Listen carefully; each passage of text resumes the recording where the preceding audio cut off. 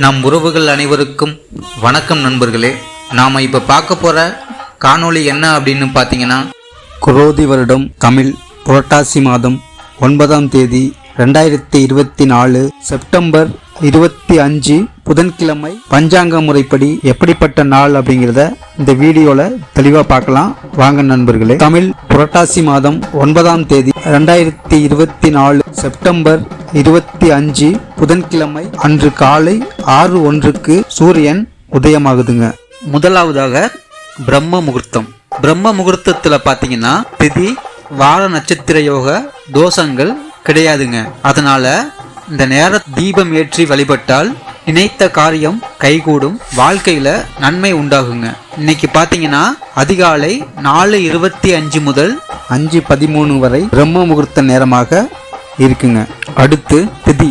அன்று வரக்கூடிய திதியை பார்க்கறதுக்கு முன்னாடி திதி அப்படின்னா என்ன அப்படிங்கிறத சுருக்கமா தெரிஞ்சுக்கலாம். வாங்க நண்பர்களே.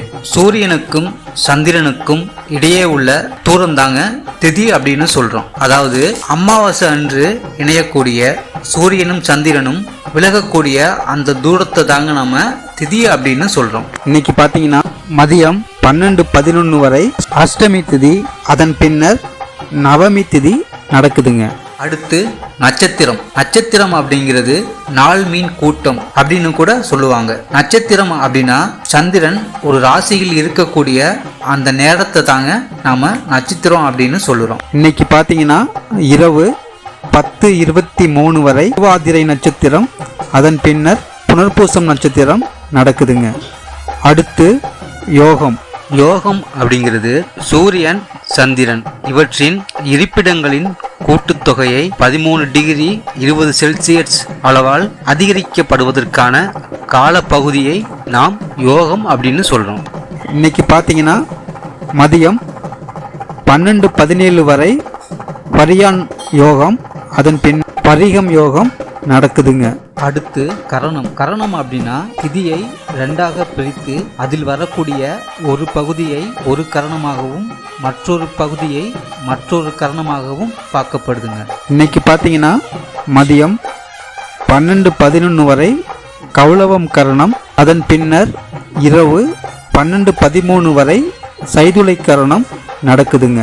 அடுத்து ராகு காலம். ராகு காலம் அப்படிங்கிறது நவ கிரகங்களில் ஒன்றுங்க.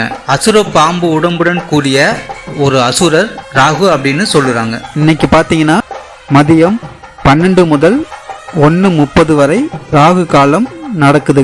அடுத்து யமகண்டம். யமகண்டம் அப்படிங்கிறது தலைக்கு மேல் கத்தி, உடம்புக்கு கீழ் நெருப்பு, இப்படிப்பட்ட ஒரு அமைப்பு தாங்க யமகண்டம் அப்படின்னு சொல்லுறோம். இன்னைக்கு பாத்தீங்கன்னா காலை 7:31 முதல் 9:01 வரை யமகண்ட காலம் நடக்குதுங்க. அடுத்து குளிகை. இன்னைக்கு பார்த்தீங்கன்னா காலை 10:30 முதல் மதியம் 12 மணி வரை குளிகை காலம் நடக்குதுங்க. அடுத்து சூலம். சூலம் அப்படிங்கிறது சூரியனிடமிருந்து வரக்கூடிய வெப்பம் எந்த திசையை அதிகமாக தாக்குகிறதோ அந்த திசை சூலம் அப்படின்னு சொல்றாங்க. இன்னைக்கு பார்த்தீங்கன்னா வடக்கு திசையில சூலம் இருக்குங்க.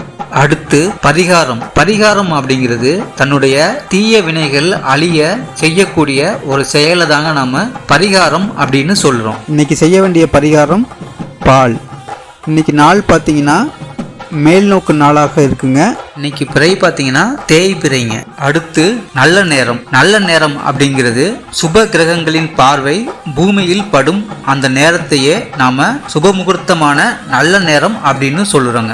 அப்ப பாத்தீங்கன்னா தீய சக்தியோட ஆற்றல் குறைஞ்சிருக்கும் அப்படின்னு சொல்லப்படுதுங்க. இன்னைக்கு பாத்தீங்கன்னா காலை 9:15 முதல் 10:15 வரை சுப முகூர்த்தமான நல்ல நேரமாக இருக்குங்க. மாலை 4:45 முதல் 5:45 வரை சுப முகூர்த்தமான நல்ல நேரமாக இருக்குங்க. இன்னைக்கு பார்த்தீங்கன்னா மாலை 5:59க்கு சூரியன் அஸ்தமனமாகி இன்றைய காலை பொழுது நிறைவு பெறுதுங்க. என் உறவுகள் அனைவருக்கும் முருகப்பெருமான் அருளால் இந்த நாள் இனிய நாளாக அமைந்து ஆனந்தமாய் வாழ என்னுடைய வாழ்த்துக்கள் நண்பர்களே. மேலும் இது போன்ற ஆன்மீக தகவல்களுக்கு நம்ம சேனலை மறக்காம சப்ஸ்கிரைப் பண்ணிடுங்க. மேலும் பக்கத்தில் இருக்கிற பெல் பட்டனை கிளிக் பண்ணிக்கோங்க நண்பர்களே.